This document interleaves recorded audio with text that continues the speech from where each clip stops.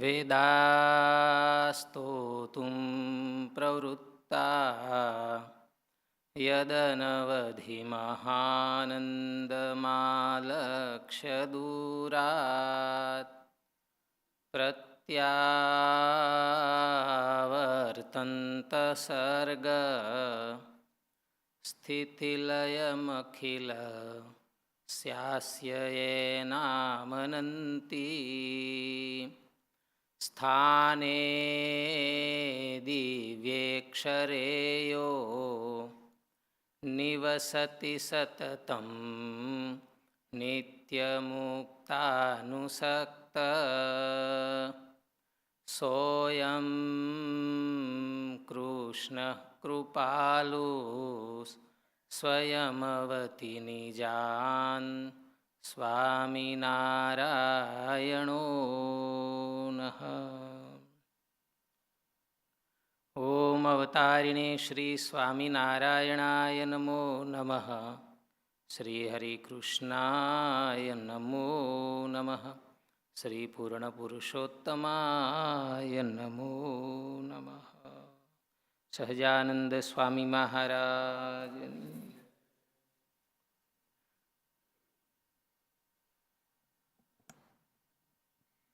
પરમ કૃપાળુ આપણા સર્વેના વહાલા ભગવાન શ્રી ઘનશ્યામ મહારાજ, પૂજ્ય મહંત સ્વામી, પૂજ્ય જ્ઞાન સ્વરૂપ સ્વામી, સર્વે સંતો અને સર્વે બ્રહ્મસત્રાર્થી ભક્તોને જય સ્વામિનારાયણ.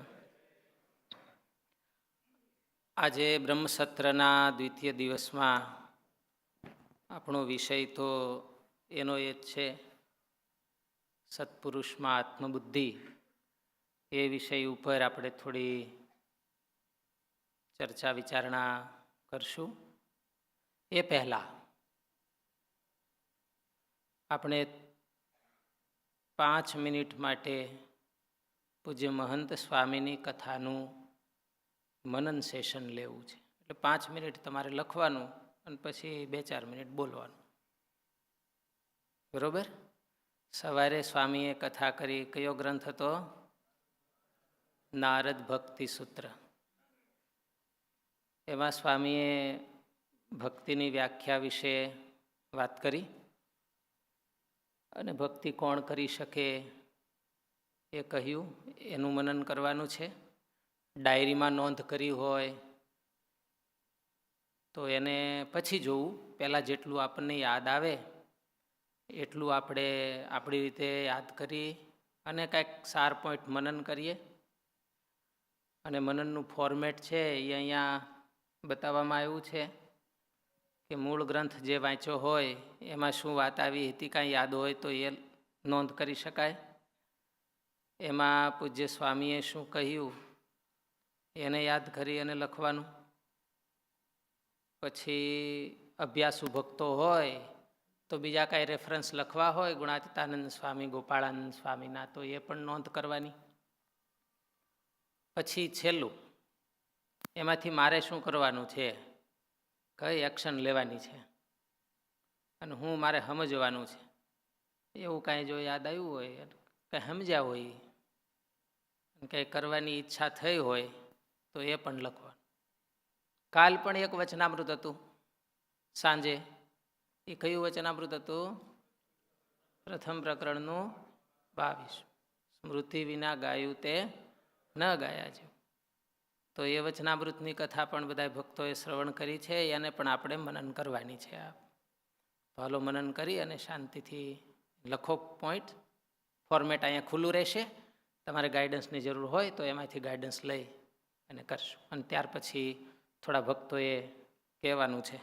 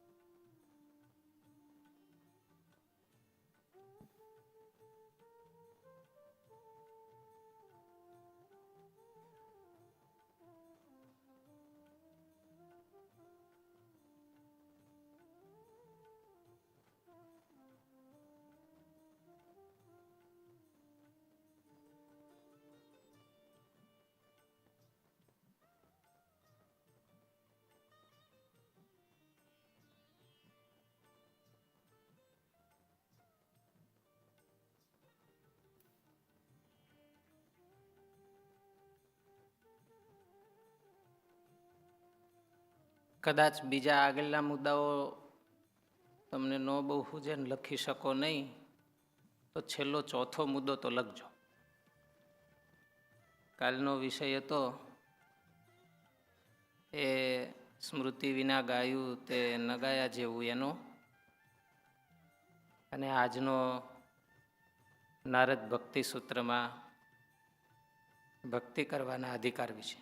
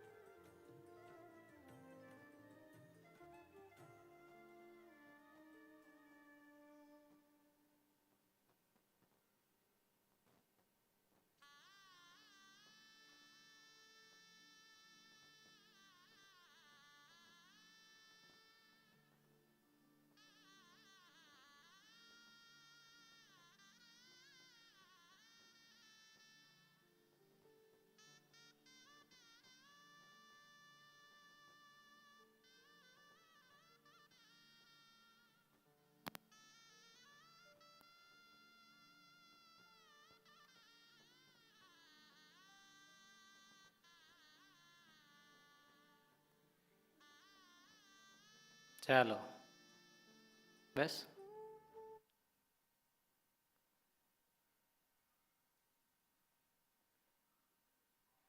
હાલો, કોણે કોણે લખ્યું હાથ ઊંચો કરો.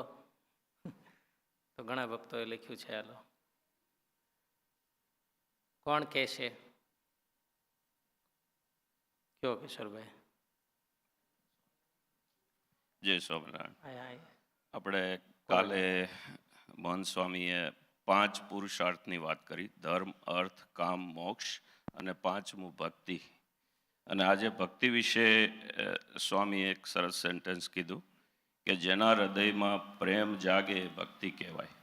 તો કે પ્રેમ કેવો હોવો જોઈએ? બર્નિંગ ડિઝાયર હોવી જોઈએ કે નહીં, આજ ભગવાન છે ને આજ હું એમનો ને એ રીતનું બર્નિંગ ડિઝાયર જાગે અને ભક્તિ કહેવાય.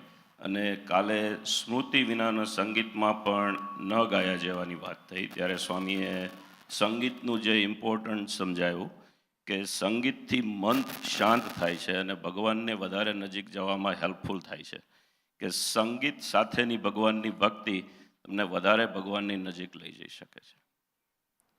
એ બરાબર છે. સ્વામીએ કીધું એ તમે કીધું, પણ મને તો સાંભળવામાં ઇન્ટરેસ્ટ છે ઓલો ચોથો પોઈન્ટ. એક્શન હું લેશો, મને હું સમજાણું. હાલો ભાઈ કેશો દો, માઇક દો ભાઈ ત્યાં, કિશોરભાઈ પાછું દો. એક્શન એ જ કે ડ્રાઇવિંગ કરતાં પણ ભગવાનનું સંગીત સાથેનું ભક્તિ કીર્તનો સાંભળવા. બરોબર. મોર એક્શનેબલ. હા, સરસ.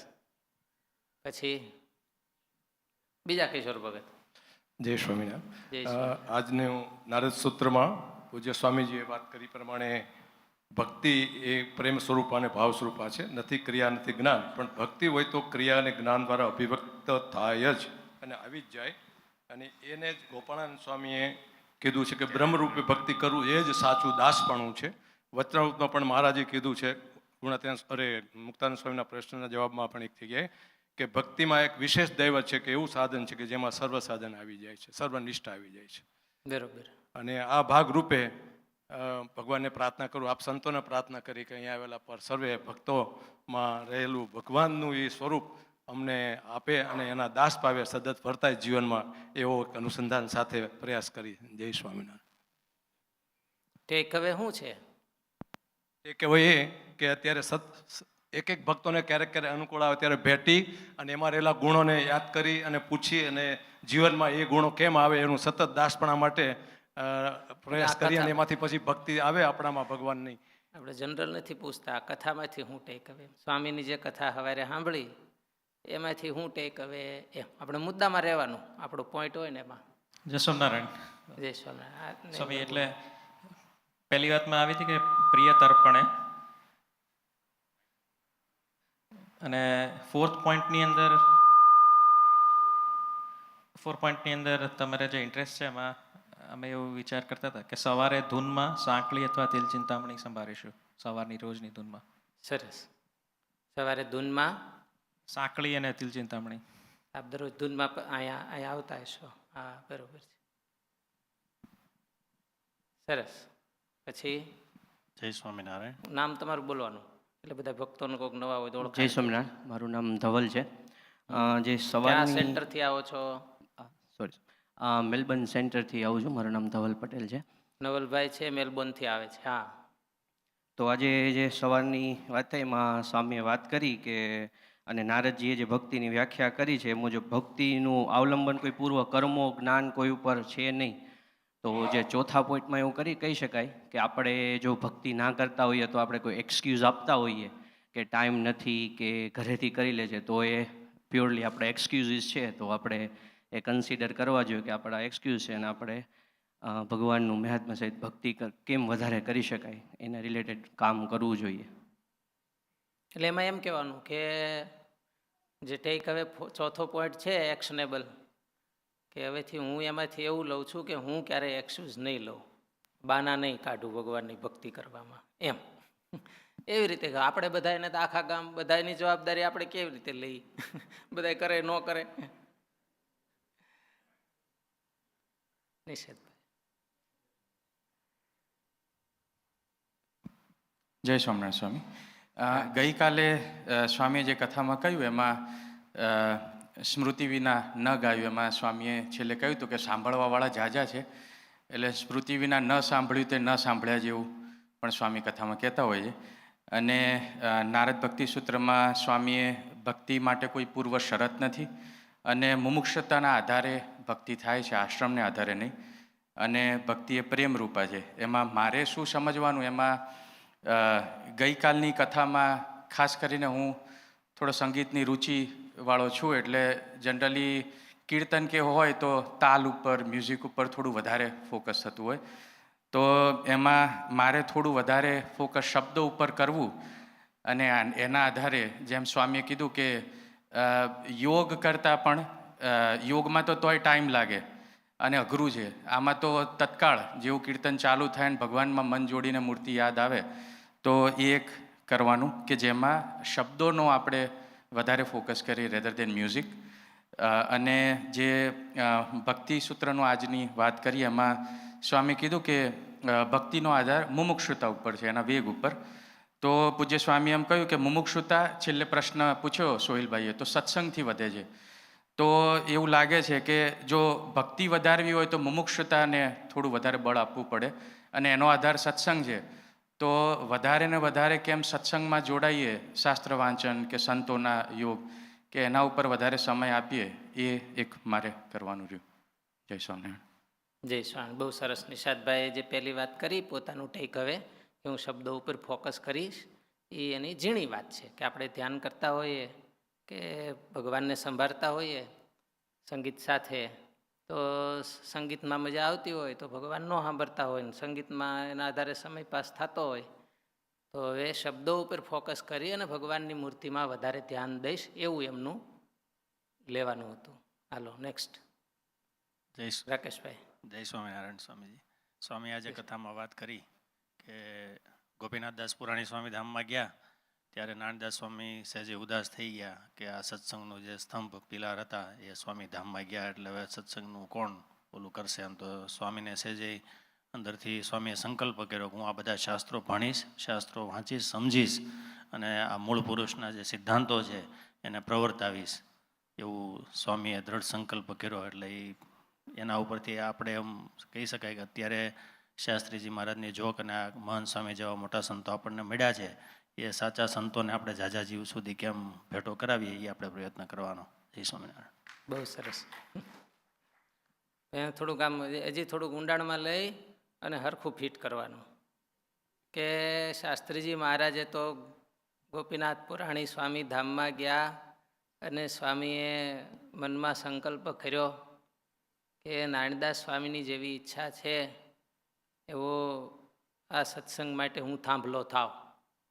મનમાં એવો જ વિચાર કર્યો છે, ભલે સ્વામી શબ્દો એવા નહીં બોલ્યા હોય પણ એવો જ વિચાર કરીને પછી સ્વામી કે મૂળ પુરુષના સિદ્ધાંતો શું છે એને જાણવા માટે મેં અભ્યાસ કર્યો. તો બીજું સ્વામી એક વાત કરતા હતા, આ થઈ સ્વામીની વાત.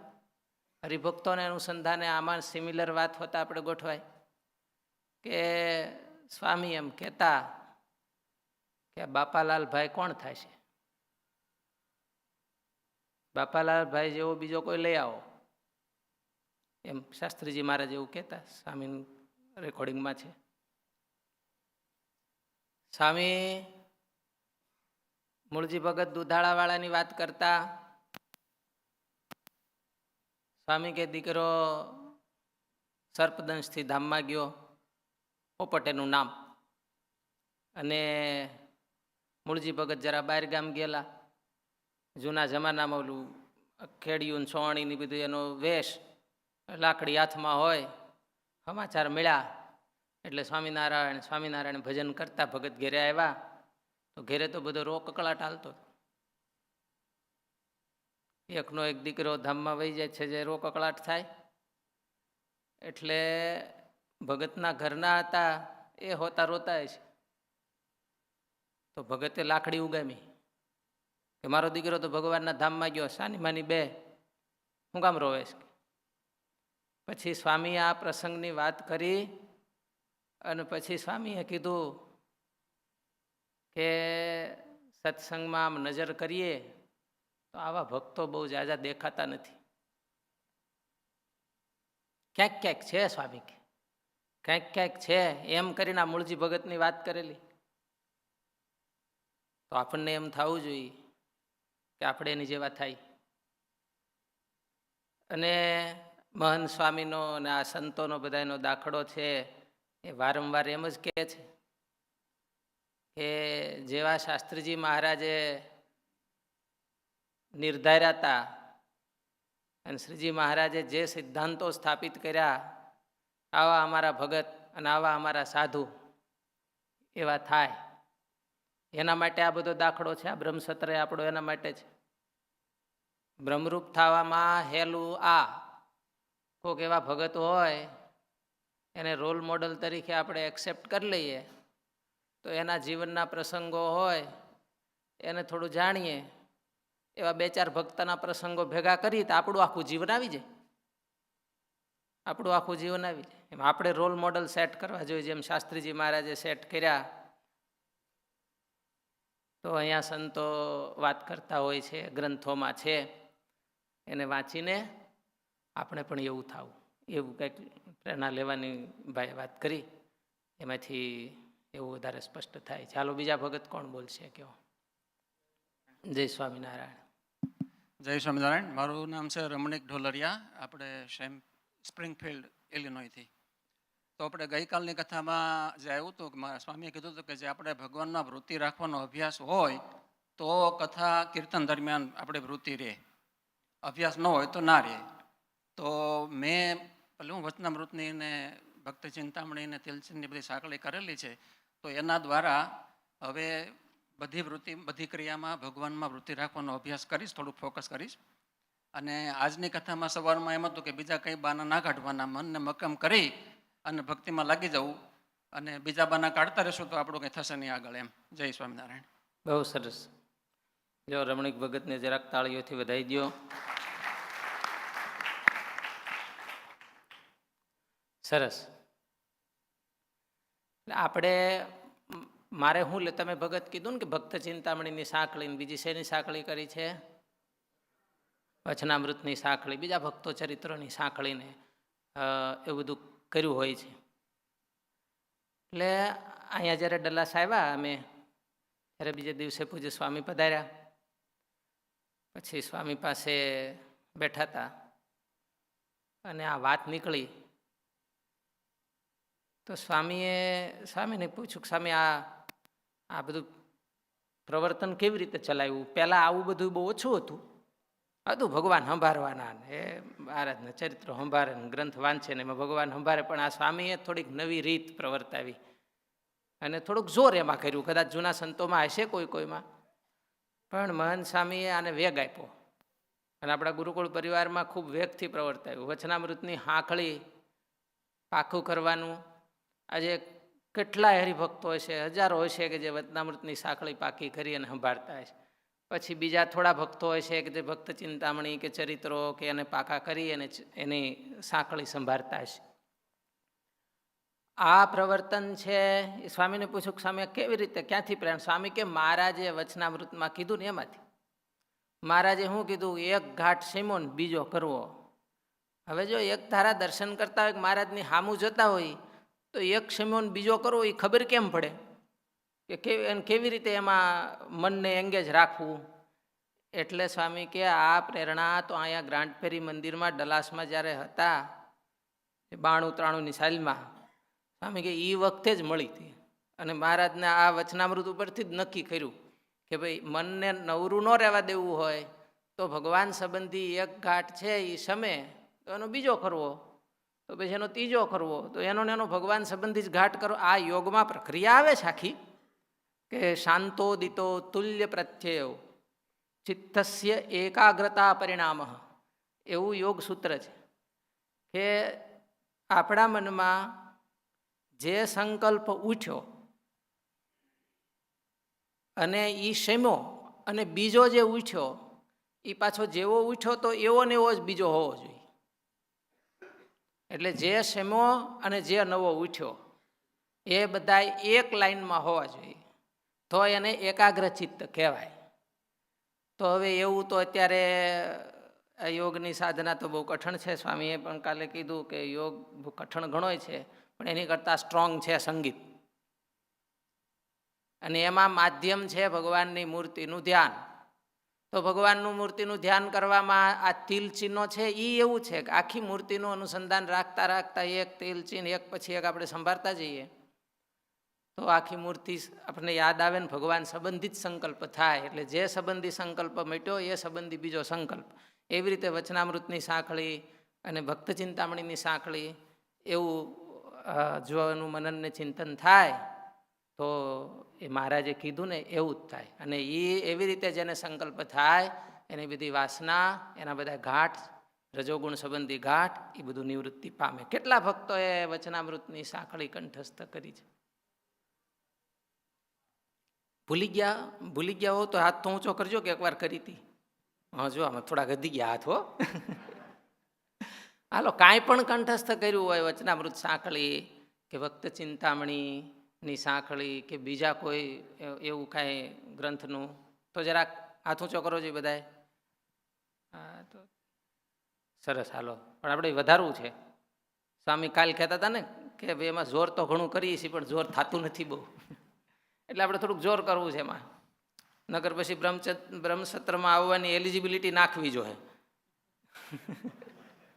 સ્વામી જય સ્વામિનારાયણ. હાલો, કયો નેક્સ્ટ. તમે જે વાત કરી ને કે મહંત સ્વામી ગ્રાન્ડ પેરી મંદિરમાં હતા, હું તે વખતે હતો.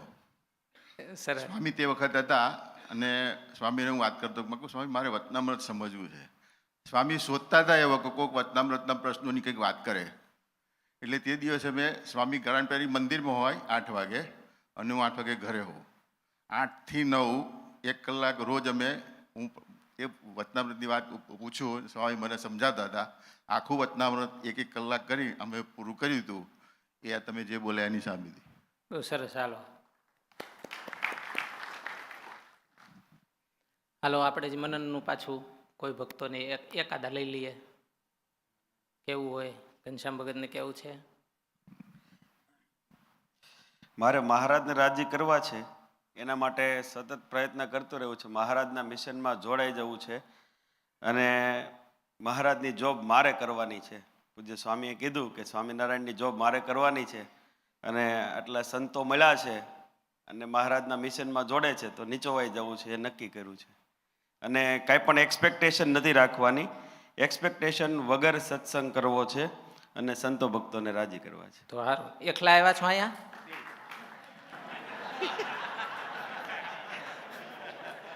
વાંધો નથી, બે થઈ જાય તો.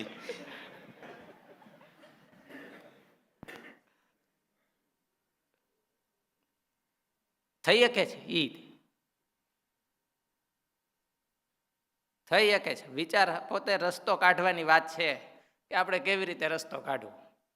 ઓલું ફરજ છે, એ ફરજને બજાવી અને આ ભગવાન સંબંધી જોબ, સ્વામિનારાયણની જોબ પૂરેપૂરી થાય. આપણે બીજાની કરીએ છીએ તો એમ સ્વામિનારાયણની થાય.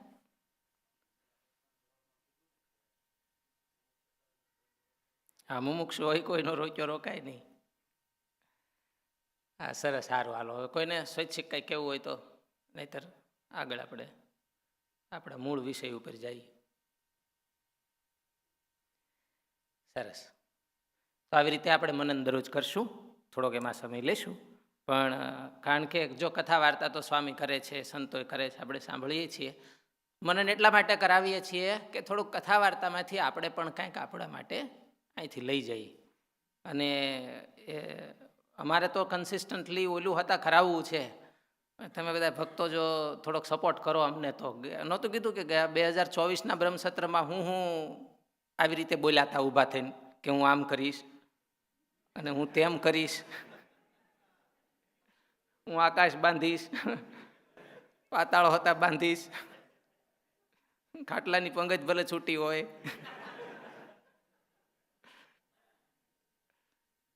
હવે તો એ હોતા ભેગું કરવું છે કે ભાઈ આ તો આખી જિંદગી કન્સિસ્ટન્ટલી હાલે. જે કાંઈ થાય એ થોડું થોડું થાય, પણ જો કાયમ થાય ને તો એનું ફળ બહુ મોટું છે. અહીંયા તો તમે વાતાવરણમાં આવી અને આપણું મન સારું હોય, વિચાર સારા આવે અને આવું કરી, સારી વાત છે. જગતના જીવમાં તો કાંઈ થાય એવું છે નહીં, પણ તમે ભક્તો અહીંયા આ બધું કરો છો એ તો બહુ મોટી વાત છે. અને ખૂબ સારા ભક્તો છો, કારણ કે બીજા જગતના જીવ સામું જોઈને તો એમ થાય કે આ ભક્તો તો કેટલા બધા સારા છે, ભગવાનથી ઘણા નજીક છો. એટલે અમને એવો તમારી પ્રત્યે ભાવ છે. પણ હજી આપણે શાસ્ત્રીજી મહારાજની દ્રષ્ટિમાં આવીએ, મહંત સ્વામીની દ્રષ્ટિમાં આવીએ, શ્રીજી મહારાજના સિદ્ધાંતોમાં ફિટ થઈએ, એવા થઈએ તો એ સંતો અને મહારાજ આપણી ઉપર રાજી થાય. એના માટે આ થોડોક દાખલો છે. એટલે ક્યારેક કોઈકને આમ ઓલા શું કહેવાય ઉચકાવતા હોય, થોડાક કડક થતા હોય તો તમારે બહુ મનમાં ધારવું નહીં. સારું, આપણે સ્વામીની વાતો, આપણું જે આત્મબુદ્ધિ સત્પુરુષમાં એ વિષય વિશે વાત વાંચી અને થોડીક પ્રેરણાત્મક વાતો કરશું. સ્વામિનારાયણ હરે, સ્વામિનારાયણ હરે. સદગુરુ ગુણાતીતાનંદ સ્વામીએ વાત કરી છે, ત્યાગ વૈરાગ્ય નિયમ ને ધર્મની કેટલીક વાત કરીને બોલ્યા છે. ત્યાગ વૈરાગ્યને શું કરવા છે? ગમે એવો જીવ હશે પણ ભગવાનના ભક્તમાં આત્મબુદ્ધિ એ જ સત્સંગી છે, ને તે વિના તો ગમે તેટલી ભક્તિ કરે તો પણ શું, ને કૃપાએ કરી અખંડ મૂર્તિ દેખે તો પણ શું. માટે ભગવાનના ભક્તમાં આત્મબુદ્ધિ એ જ સત્સંગ છે. તે સત્સંગ તો રાત્રિ પ્રલય સુધી કરશું ત્યારે થશે, પછી તેને દેશકાળ નહીં લાગે એવો સત્સંગ કરવો છે. એક બીજી વાત છે, માતાએ મહારાજને કહ્યું છે, માતા એટલે ભક્તિ માતા, માતાએ મહારાજને કહ્યું છે, મારો સ્ત્રીનો દેહ તે મને જાજુ સમજાય નહીં, તેથી થોડાકમાં કહો. પછી મહારાજે 64 લક્ષણ સાધુના કહ્યા ને કહ્યું છે, એવા સાધુમાં જેણે આત્મબુદ્ધિ કરી તેને સર્વે સંપૂર્ણ થઈ રહ્યું. ને મહારાજે કહ્યું છે જે એવાના દર્શનને તો અમે પણ ઈચ્છીએ છીએ. સહજાનંદ સ્વામી મહારાજની જય.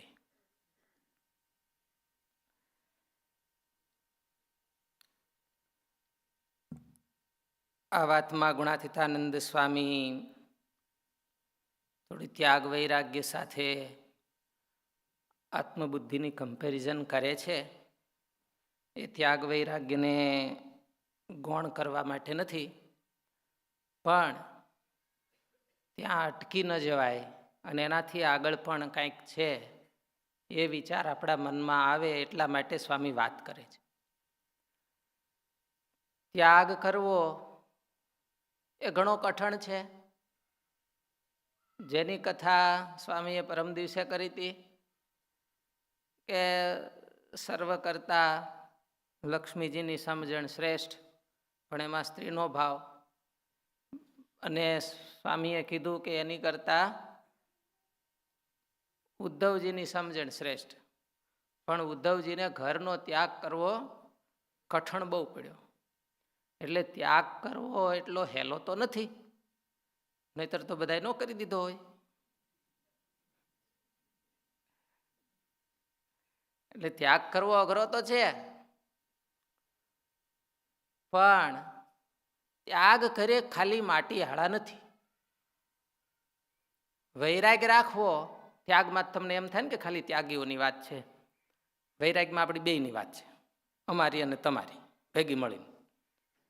ત્યાગ રાખવો એ તમારે બધો ફરજિયાત નથી, તમે બધું રાખી શકો. બીજું બધું જે કાંઈ રાખવું હોય એ તમે સાધન સામગ્રી કુટુંબ કબીલા બધું રાખીએ. પણ વૈરાગ્ય છે એ તો બંને આશ્રમમાં એપ્લિકેબલ છે. કે નિષ્કુળાનંદ સ્વામીએ લખ્યું કે ત્યાગ ન ટકે રે વૈરાગ્ય વિના. એટલે ત્યાગીઓને જો વૈરાગ્ય ન હોય તો એનો ત્યાગ ટકે નહીં. એટલે ઘણા જોડિયું ખંભે નાખીને નથી હાલતા થઈ જતા. કઈ બાજુ ઉપડ્યા તો કે કુટુંબ જાત્રાએ. એટલે વૈરાગ્ય ન હોય તો એવું થાય. એટલે વૈરાગ્ય છે એ સાધુને જરૂરી છે અને તમારે જરૂર છે.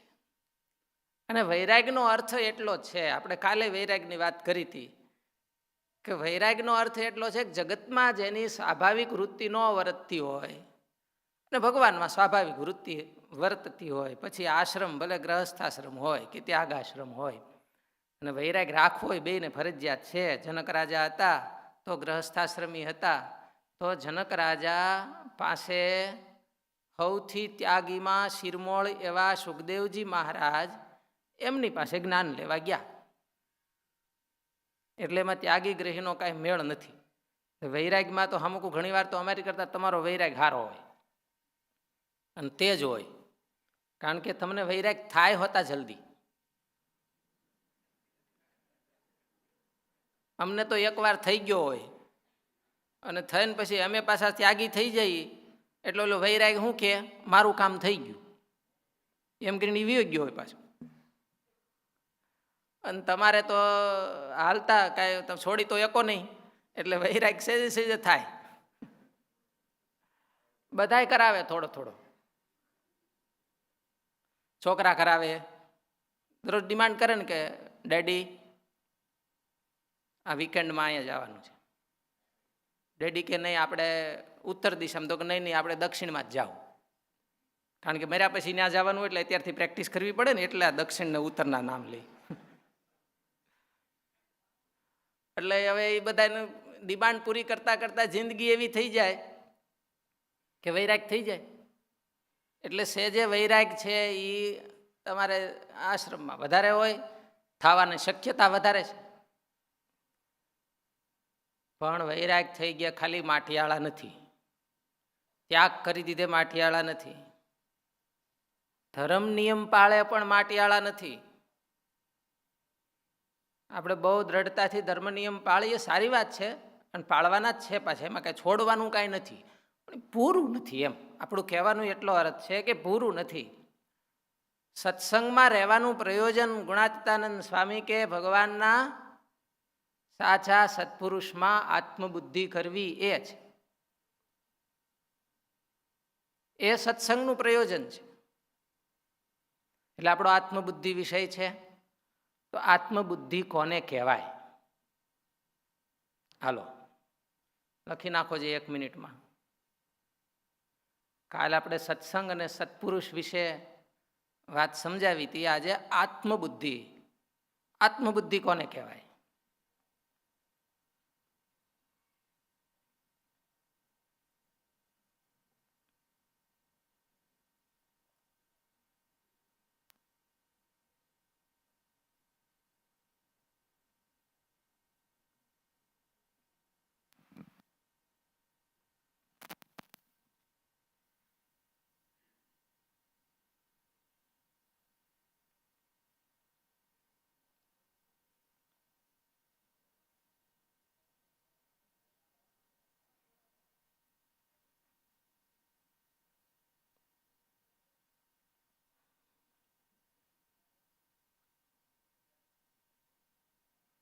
કોણ કહેશે?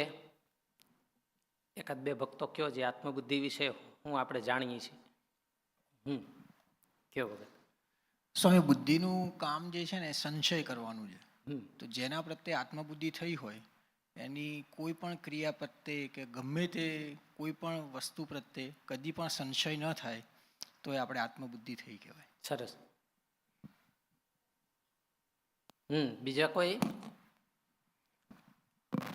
આત્મબુદ્ધિ આમ તો શબ્દ થોડોક यौगिक होता है पण एमां रूढ़ भाव होता है कि आत्मबुद्धि एटले एक एक विशेष अर्थ सांप्रदायिक रीते पण थाय छे। आत्मबुद्धि एटले मारा जाण अनुसार के हूँ आत्मा छूं, हूँ शरीर नथी, तो एवुं मने लागे छे। एने आत्मनिष्ठा कहेवाय, एने आत्मनिष्ठा कहेवाय। आपणा संप्रदायना ग्रंथों प्रमाणे एने आत्मनिष्ठा कहेवाय। क्यों भगत? आत्मबुद्धि कोने कहेवाय प्रश्न छे, सिंपल।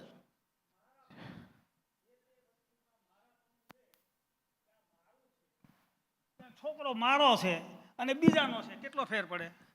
मारो छोकरो होय तो मने केवो भाव रहे छे अने बीजानो होय तो केवो भाव रहे छे। એટલે મારામાં જે ભાવ છે એવો બીજે ક્યાંય ન હોય, એ આત્મબુદ્ધિ છે। મારા સંત, મારા ગુરુ, એ જે ભાવ ઉત્પન્ન કરવો એ આત્મબુદ્ધિ। બરોબર। ધીરુભાઈ કહે છે કે મારાપણાનો ભાવ છે એ આત્મબુદ્ધિ, આત્મબુદ્ધિનો જ એક ભાગ છે। પણ હજી થોડુંક એમાં મને લાગે છે કે આપણે પૂરું કરીએ। કહેવાનો અર્થ ભાવાર્થ તો એ જ છે। જય સ્વામિનારાયણ। આત્મબુદ્ધિ એટલે આપણું મન એને સોંપી દેવું, એમની આપણી બધી ઈચ્છા એના પ્રમાણે કરવી, આપણા મનનું ધાર્યું કંઈ પણ ન કરવું. બરોબર. આત્મબુદ્ધિવાળાના લક્ષણ ઈ એમ. આત્મબુદ્ધિ આવ્યા પછી આવું. આત્મબુદ્ધિ માટે પ્રફુલ્લભાઈ કયો. આત્મબુદ્ધિ એટલે જેવું સગા સંબંધીઓ કે પુત્ર સંતાનોમાં આપણને જેવું હેત હોય એવું જ હેત સંત ભક્તો પ્રત્યે થાય એને આત્મબુદ્ધિ કહેવાય. સરસ. પ્રવીણભાઈને એ જ કહેવું છે. સારું, જો આપણે શ્લોક ઉપર વ્યા જઈ, અર્થ બધાનો થોડોક સમાવેશ છે જ.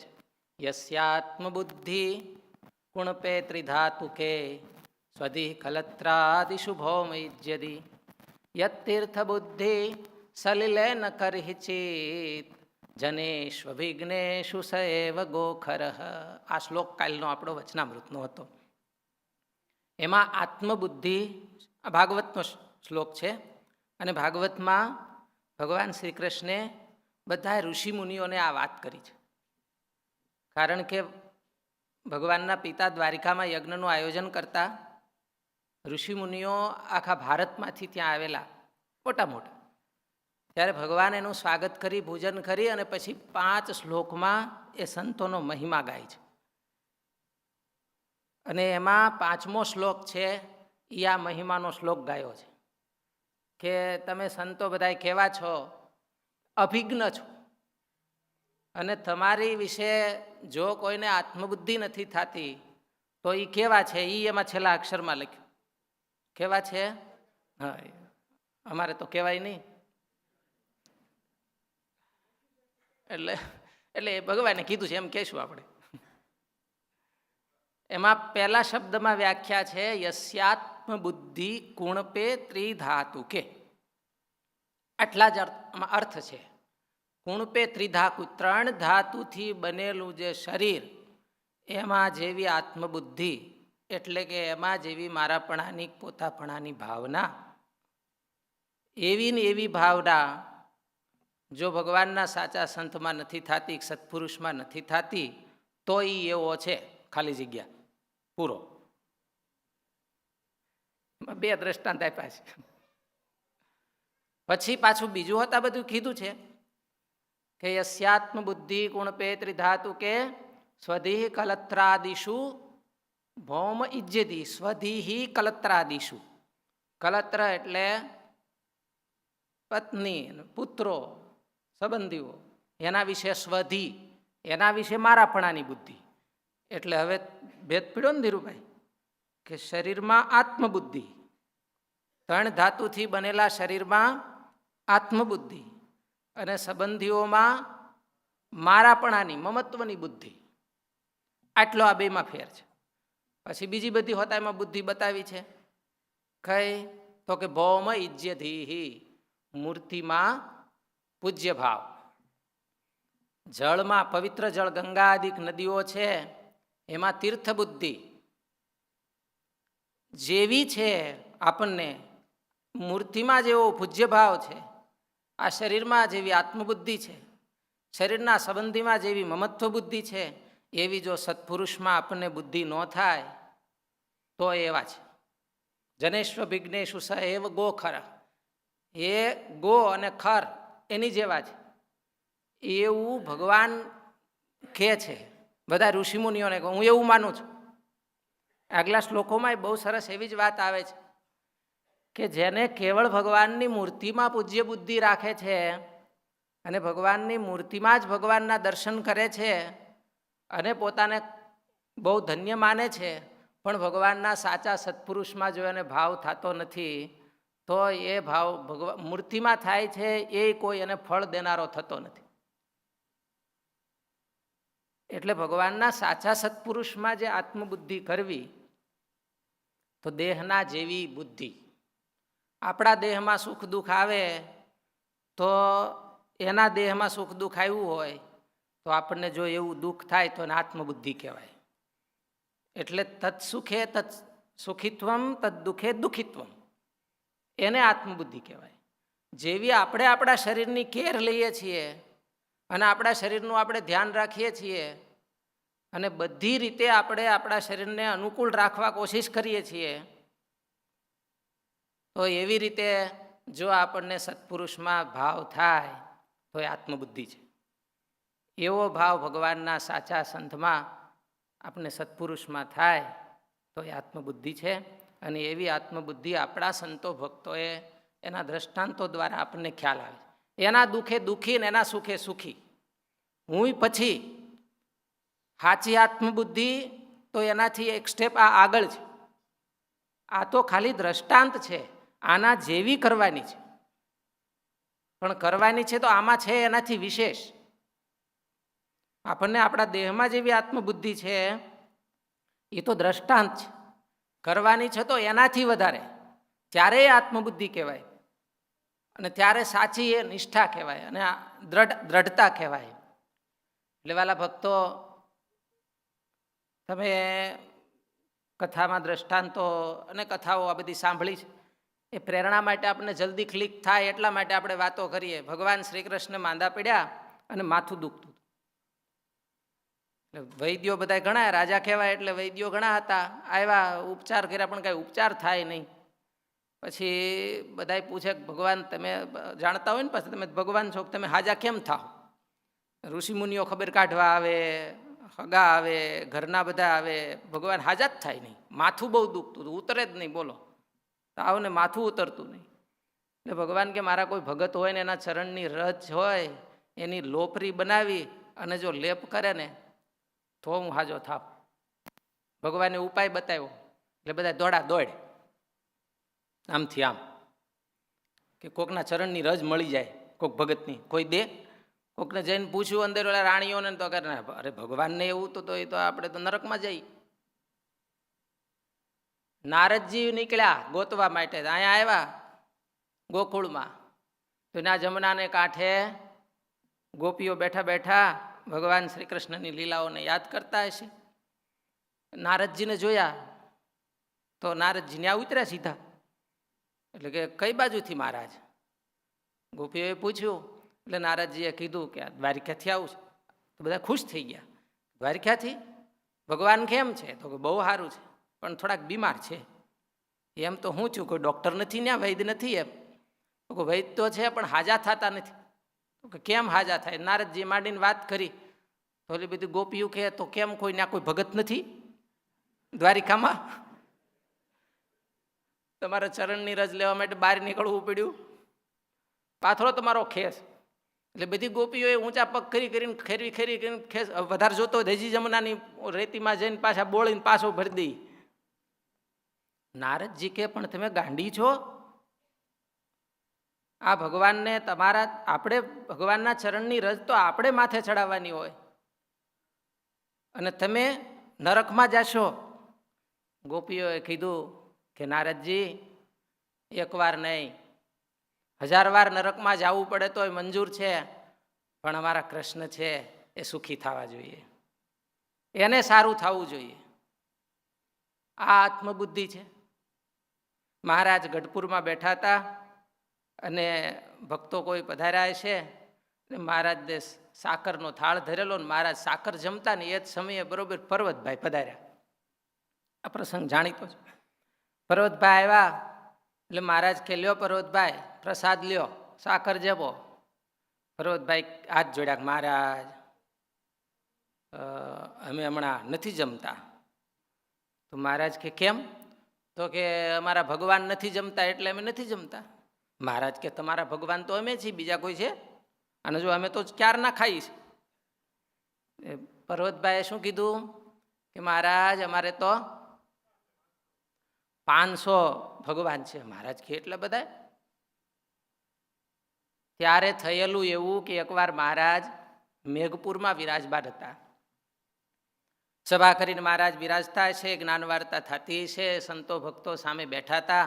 અને એ સમયે બાજુના ગામનો એક ખેડૂ આવ્યો અને જોળીમાં એની જે ફાળિયું હોય એ ફાળિયાનું પોટલી કરી અને શેરડીના સોત્યા એ પોટલું હતું મહારાજની સામે ખોલ્યું ને ઠેલ્યું કે સ્વામિનારાયણ આ જુઓ તમારા સાધુ. બનેલું એવું કે 2 સાધુ ઉપરથી આવતા હશે, સમાચાર મળ્યા છે કે મહારાજ મેઘપુરમાં વિરાજમાન છે, તો હાલો દર્શન કરવા જઈએ સભામાં. એટલે રસ્તામાં એક ખેડૂતનું ખેતર આવ્યું. તો એમાં શેરડીનો વાઢ છે, બાજુમાં કૂવો, એમાંથી પાણી કોહ ને એ બધું હાલતું હોય એટલે સંતોએ ત્યાં જઈ અને દોરડીથી લોટાથી પાણી બધું કાઢી અને મહારાજને સંભારી માનસી પૂજા કરીને જળ ધરાવ્યું. ત્યાં વળે ખેડૂ વળી આવ્યો કે મહારાજ જય નારાયણ, તો કે જય નારાયણ. સત્સંગી તો નહોતા એટલે કે મહારાજ કાંઈ લેશો? તો અમારે શેરડીનો વાડ છે તો લ્યો. સંતોને 2 દિવસથી પૂછ્યા, આગળથી હલાવતા છે એટલે મહારાજે કીધું છે આજ્ઞા વગર તો લેવું નહીં, કોઈને પૂછ્યા વગર ન લેવું. એણે હા પાડી, સામેથી કીધું એટલે શેરડી ખાવાની શરૂઆત કરી. એટલે ભૂખ્યા છે 2-3 હાઠા વધારે ખવાઈ ગયા. ઓલો હશે આપણા દલાસના ભગત જેવો, બાંધ્યું પોટલું. સંતો વ્યાઈ ગયા ને પછી વાંહેથી સંતો ગયા ને સભામાં બેઠા છે ને ઓલા પોટલું લઈને મહારાજની સામે ઠેલ્યું કે સ્વામિનારાયણ જોવા તમારા સાધુ. મેં ખાલી શેરડી ખાવાનું કીધું, આટલી બધી ખાઈ ગયા. કે મહારાજ તો પૂરબિયા ભગવાન હતા એટલે મહારાજે ત્યારે સંતોને કડક થઈને ઉપદેશ દીધો અને નિયમ આપ્યો કે કોઈએ ગળ્યું ચીકણું ખાવું નહીં. તો ભૂલ તો ગળામાં થઈ, ત્યાં ચીકણું ક્યાંથી આવ્યું વધારાનું?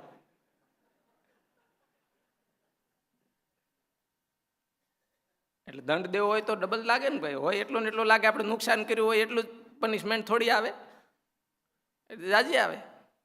એટલે ભગવાને એક એડિશનલ વધારાનું આપ્યું. આ પર્વતભાઈને જ્યારે સમાચાર મળ્યા કે મહારાજે બધા સંતોને વર્તમાન આપ્યા કે ગળું ચીકણું નહીં ખાવાનું, તે દીથી પર્વતભાઈએ મોઢામાં, ખેડૂત હતા, ઘરની ખેતી, ઘરે ઢોર ઢાખર ઘી દૂધ બધું થાય, પણ ગળું ચીકણું મોઢામાં નહોતા મૂકતા. આ આત્મબુદ્ધિ છે. જેને ભગવાન અને ભગવાનના સત્પુરુષમાં આવી આત્મબુદ્ધિ હોય એની સ્થિતિ થાય અને એને મહારાજ યાદ કરે. એવા ને એવા ભગત શાસ્ત્રીજી મહારાજ વખતે ગઢપુરના પાર્ષદ હતા નાનજી ભગત, સંતો એમની વાત કરે છે. એ નાનજી ભગતને શાસ્ત્રીજી મહારાજ પ્રત્યે આવી આત્મબુદ્ધિ હતી. એમણે સ્વામી પાસે માગેલું કે સ્વામી મારો દેહ છે અહીંયા રાજકોટમાં પડે, એટલે રાજકોટ રહેવા આવતા. રાજકોટ એવું તીર્થનૈમિષારણ્ય ક્ષેત્ર જેવું ક્ષેત્ર આપણે કાલ વાત કરેલી. શાસ્ત્રીજી મહારાજના શરીરે કસર હોય અને સ્વામી માંદા પડે એટલે નાનજી ભગત જમવાનું બંધ કરે, એક આસને બેસી અને અખંડ ભજન કરે અને ભગવાનને સંભાળે. જ્યારે સ્વામી હાજા થાય ત્યારે નાનજી ભગત પારણા કરે. એક વખત તો 18 દિવસ સુધી સ્વામીની માંદગી ચાલી અને નાનજી ભગતે 18 દિવસ સુધી એક ધારું ભજન કર્યું અને 18 દિવસ સુધી મોઢામાં જળ કે અન્ન કાંઈ મૂક્યું નહીં. આ અતિ આત્મબુદ્ધિની સ્થિતિ છે. ભગવાનને ભગવાનના સત્પુરુષમાં આવી આત્મબુદ્ધિ થાય ત્યારે જીવ છે એ એના જેવો થઈ જાય, એની જેવો, એના આકારે થઈ જાય. એટલે આત્મબુદ્ધિની વાતો તો આપણે કરીએ છીએ કે સત્પુરુષમાં આત્મબુદ્ધિ કરવી. મોટો પ્રોબ્લેમ તો છે સત્પુરુષને ગોતવાઈ. પછી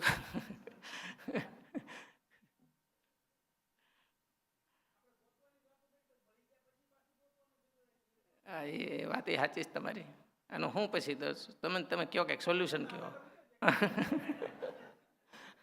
સોલ્યુશન કહો. એ વાત પાકી છે પણ આવું થતું નથી. હા એ બરોબર છે.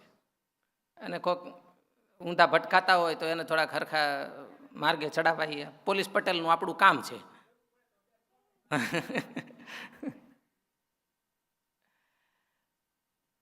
આ આદર્શ વાતો એટલા માટે છે કે એવા સત્પુરુષમાં આત્મબુદ્ધિ કરનારા ભક્તો અને સંતો એની સ્થિતિ કેવી.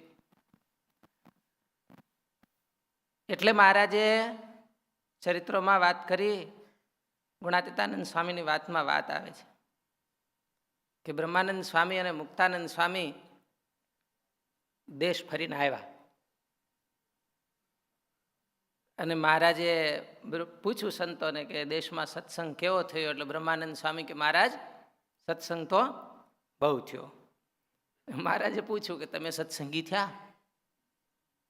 આ બધા ઘણી વાર વેધક પ્રશ્નો હોય. પ્રશ્નો તો આવ સિમ્પલ હોય, પણ જો આમાં કોઈકને એકને પર્ટિક્યુલર પૂછ્યું હોય ને કે તમે સત્સંગી થયા, તો આંકરું પડી જાય.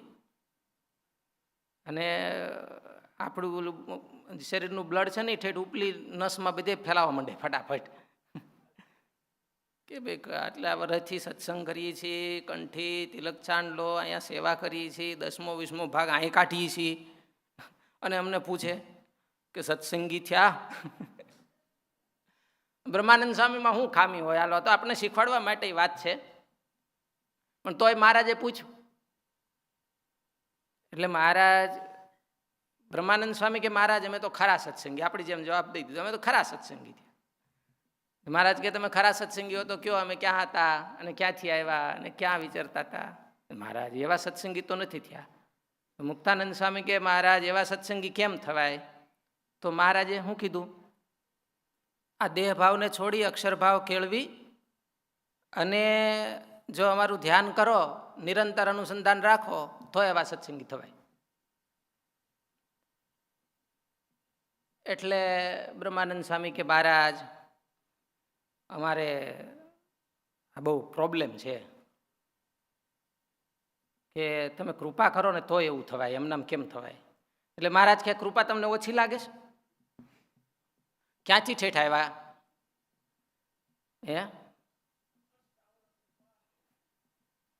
ઇન્ડિયાથી નહીં, રાજકોટથી ઠેઠ ફ્લાઇટ પકડીને અમદાવાદ ને અમદાવાદથી ઠેઠ અહીંયા દુબઈ ને પછી ત્યાંથી અહીંયા, તોય ઘટે. આપણે આપણી વાહે પડે, આપણી પાછળ હાલે, આપણને શીખવાડે, આપણી ઘેરે પધરામણી કરવા આવે. મારે એક પૂછવું છે, મહંત સ્વામીએ મોર ધેન 5 ટાઈમ કોના ઘેરે પધરામણી કરી છે? હાથ ઊંચો કરો તો. આમ જો ધીરુભાઈ, જો 15-20 જણા છે. કેટલા ભાગશાળી કહેવાય આપણે? કેટલા ભાગશાળી કહેવાય? મોર ધેન 5 ટાઈમ પધરામણી કરી. સંતોએ સામેથી ઘરે આવે, આપણને સત્સંગ કરાવે, અને તોય આપણે જીવમાં ઘણી વાર એમ હોય કે હજી કંઈક ઘટે છે. ઘટે એટલે બીજી વાર પાછું પધરામણી બોલાવી, સમય આવો, તમે થાકી જાવ એનો વાંધો નહીં, પણ તમારે પધરામણી આવે રાખવાની.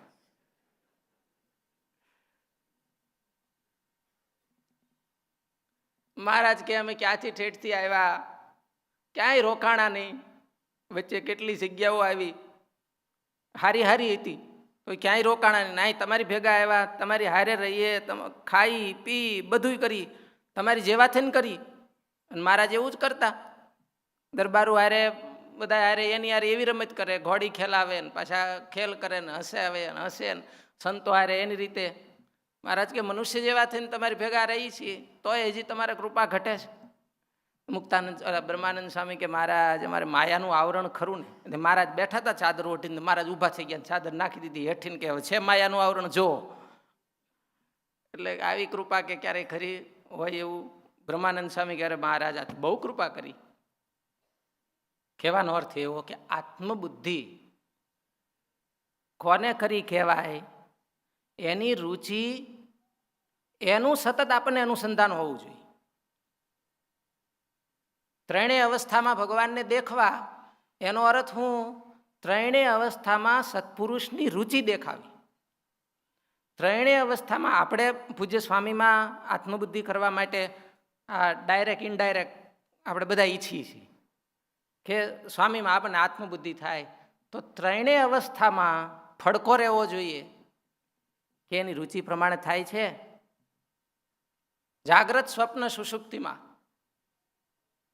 એની રુચિથી કાંઈ વિરુદ્ધ તો નથી થતું ને એની અનુવૃત્તિમાં રહીને જ સેવા થાય છે. એની અનુવૃત્તિમાં રહીને જ આપણે રહીએ છીએ. પછી નિયમ ધર્મ હોય કે માનસિક હોય કે જે કાંઈ કરવાનું હોય એ એમની ન સમજાતું હોય તો એમની આજ્ઞા લેવાની, અને સમજાતું હોય તો એ પ્રમાણે કરવાનું. ત્રણેય અવસ્થામાં એવી સ્થિતિ થાય તો એને આત્મબુદ્ધિ કરી કહેવાય. તો એવી રીતે આપણે સત્પુરુષમાં આત્મબુદ્ધિ કરવાની છે. અને આપણા સંતોને એવી રીતે છે. જો મહંત સ્વામીને ખુદ શાસ્ત્રીજી મહારાજ પ્રત્યે એટલી આત્મબુદ્ધિ છે કે તો પોતે આપણી જેવા ભાવુક નથી કે આપણે પૂછીએ તો વળી ભાવનામાં આવીને ઇમોશનમાં આવીને બધી વાત કરી દે, એવું નથી. સૈદ્ધાંતિક વાત છે. સ્વામીને અમે હૈદરાબાદમાં સાથે આ બધી સેવામાં જોડાયેલા, એટલે નાના મોટા પ્રશ્નોમાં પૂછી. એકવાર મેં પ્રશ્ન પૂછ્યો કે સ્વામી, તમને આ વ્યવહારમાં ક્યારેક આટલું બધું અટપટું હોય, જમાના પ્રમાણે નવા નવા પ્રશ્નો આવે ને કાંઈ આપણે થોડા અનુભવેલા હોય ને જૂના એના રિપીટ થાય એવું તો હોય નહીં, ચોપડીમાં લખ્યું હોય એવું તો પ્રેક્ટિકલ આવતું નથી. તો કે તમે શું કરો?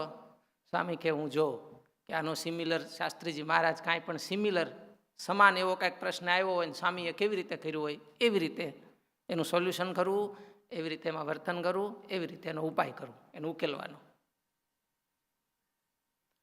એટલે આ સૈદ્ધાંતિક બાબત થઈ.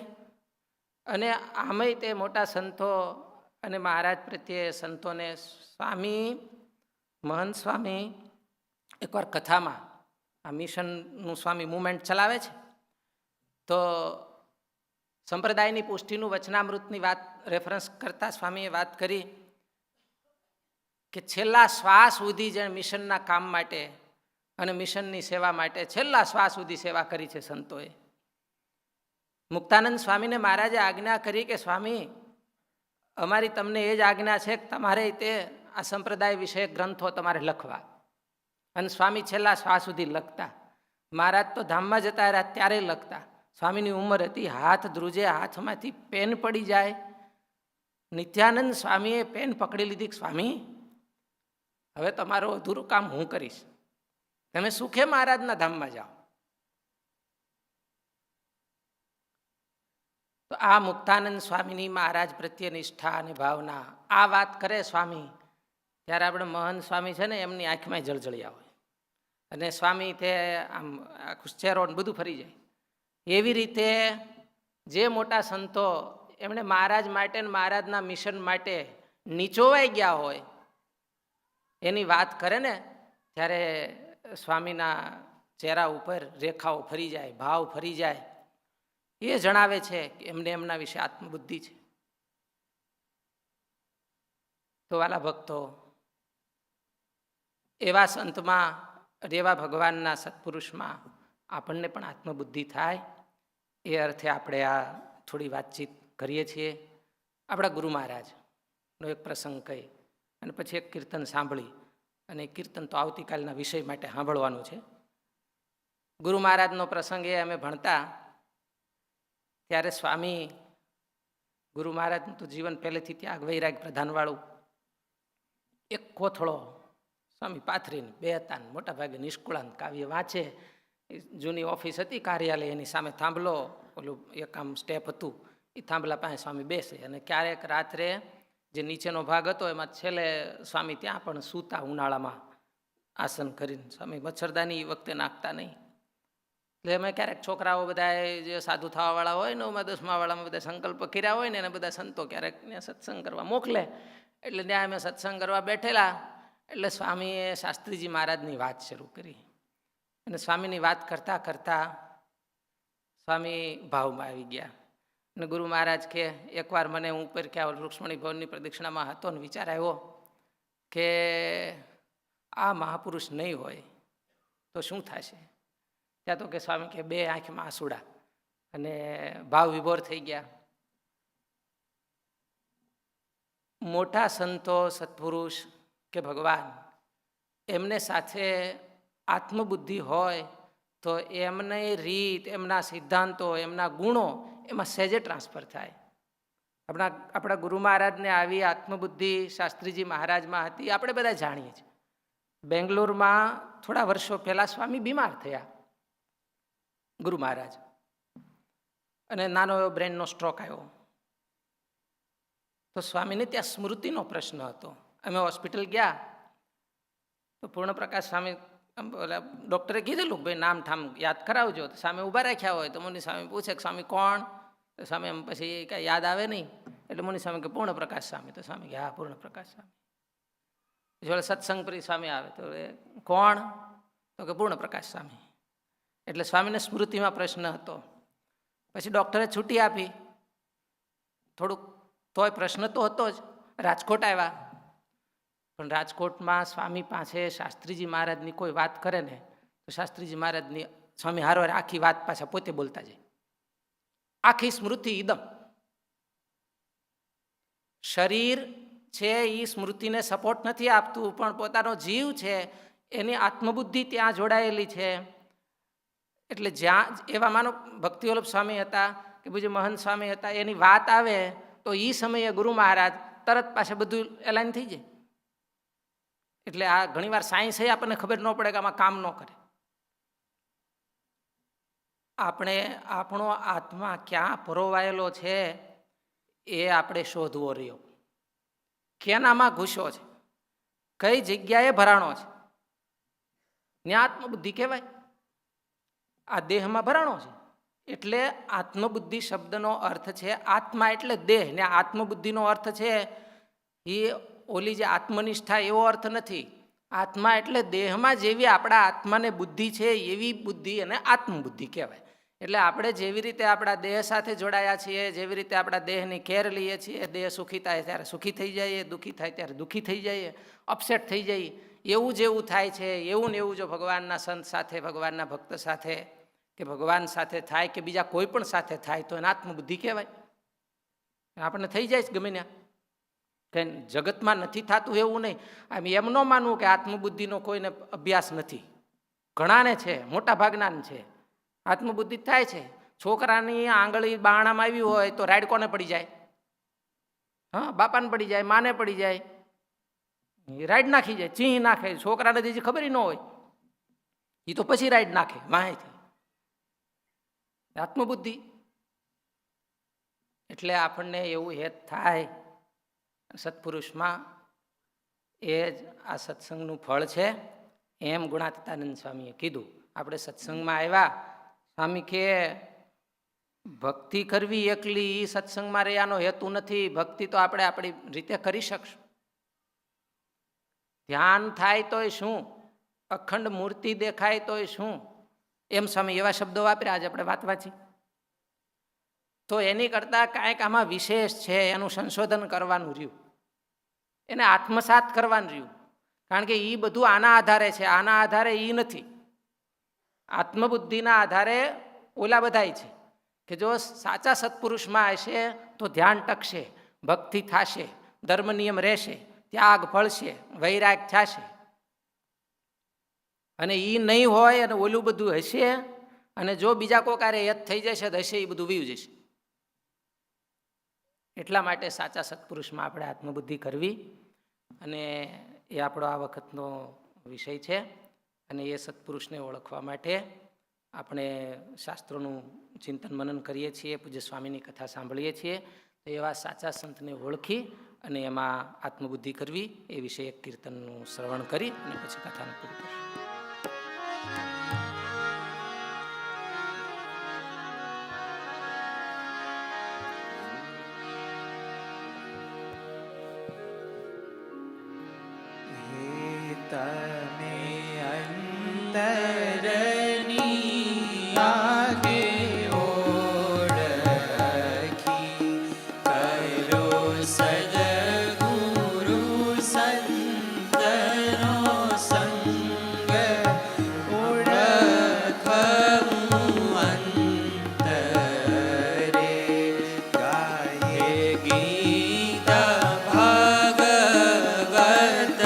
સંત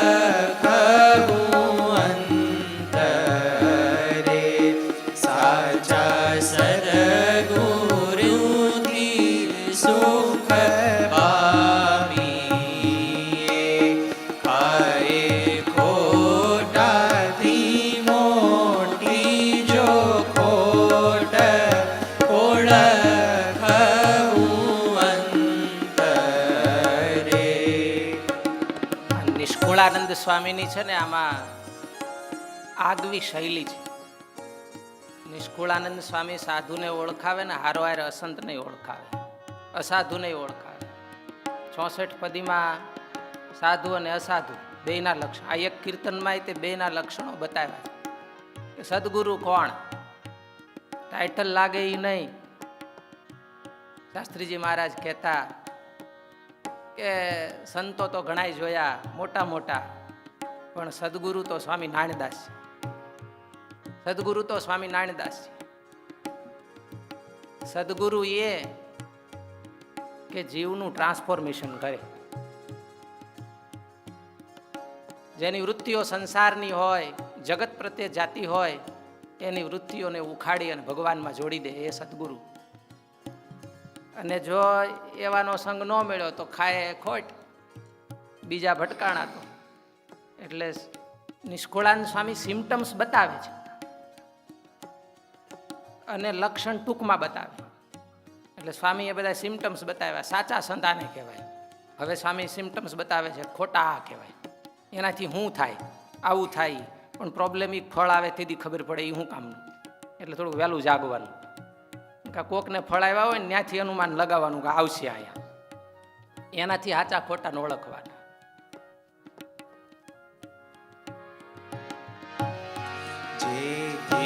જન્મ જાય